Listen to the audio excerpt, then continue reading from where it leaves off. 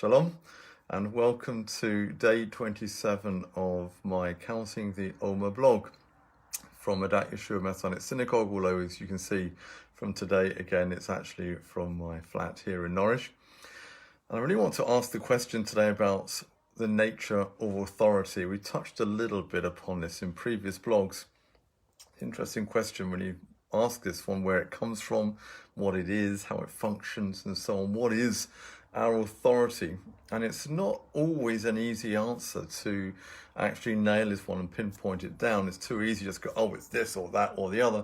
The two ends of the spectrum, it seems to me, either they've got the traditional side. Tradition is the authority, or the other end of the spectrum, we've often got people saying, no, it's the word of God, it's the scriptures, it's our sole authority. And actually, when you begin to peel it back, the answer is probably not quite as bipolar as that argument may suggest, because ultimately, of course, all authority comes from God. The issue is, how do we understand that coming from God in a way which is helpful for us as Messianic Jews to provide an authoritative base from which to work? Because the authority has to come from somewhere. It either comes from a person, could be a human king in that sense, or a government, or on a human level, or it comes from God, or maybe the people that God puts in place, or from some other source. And we know, actually, when we look at this in terms of the scriptures, if all authority ultimately comes from God, you have to have some kind of line of authority descending from him to us as human beings. And of course, as we know as Messianic Jews, ultimately that authority comes through Yeshua. He is God, he comes down to us, he's born amongst us, Emmanuel, God dwelling amongst us, and he is our authority in that way. From the rabbinic Jewish angle, of course, they connected it with the oral Torah, running all the way back to Sinai as an unbroken chain of tradition. So rabbinic Judaism really resting upon the sense of tradition as the source of that authority. Ultimately, is that we're going back to Sinai and then coming through history, whereas Messianic Judaism really seeks its authority as a Judaism coming directly through Yeshua, through God himself, coming to live and dwell amongst us. And of course, I want to be careful at this point. The two don't necessarily contradict each other, but we do need to have our minds set on actually looking at the sources and making sure they don't overlap in the wrong way, or we get confused about our sources in that. It's really important as our identity as Messianic Jews to understand the interaction and the interface between the two.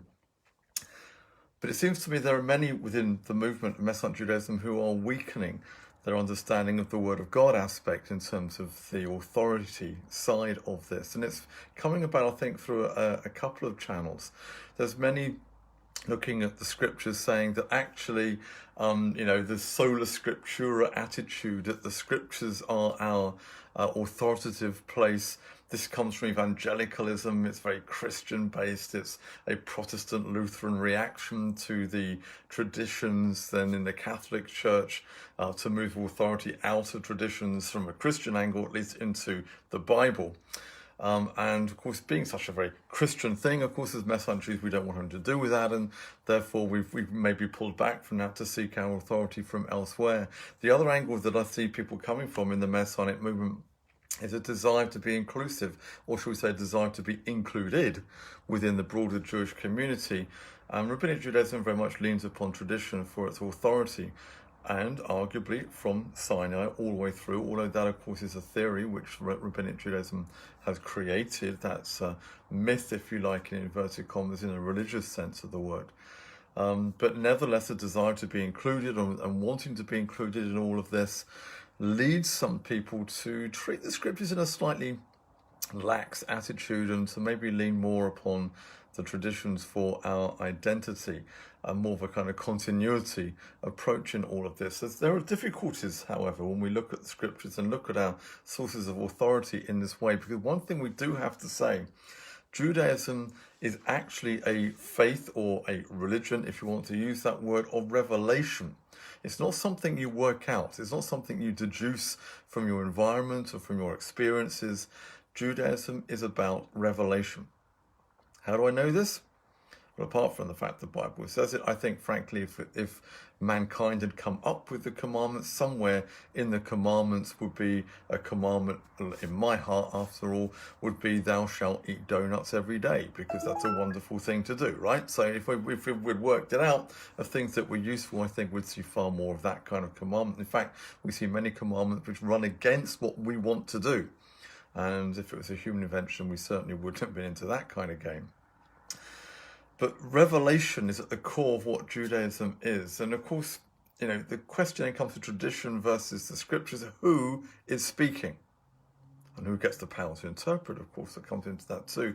And I think when we look at Yeshua's attitude in the first century of how he critiques tradition, it's not so much these same traditions are in themselves wrong. I've got nothing against traditions on that level. It's how they're used, how they're possibly elevated to a higher status due to power and control, who becomes the gatekeepers of those traditions, and therefore what influence and power do they have to go on to define what Judaism is and could be, or even possibly should be.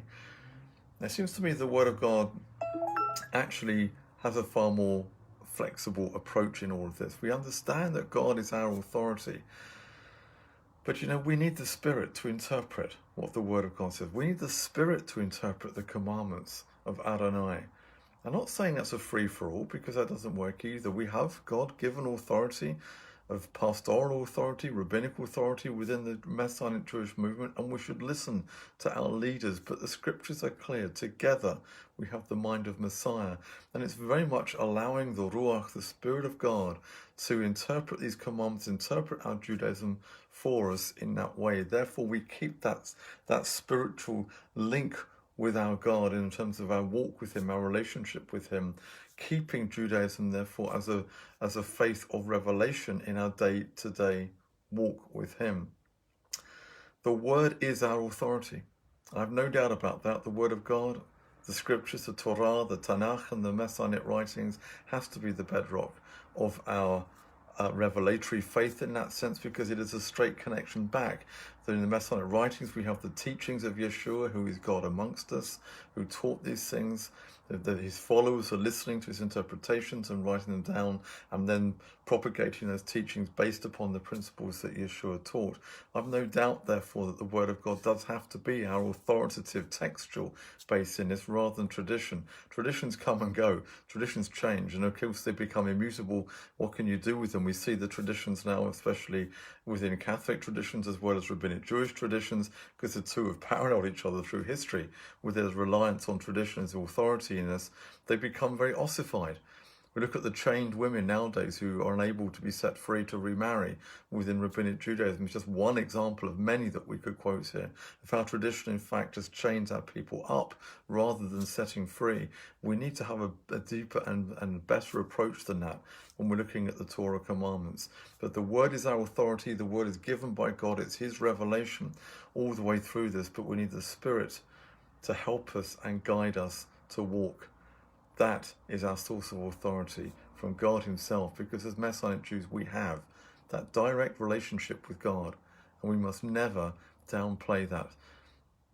The Word and His Spirit, hand in hand, every day.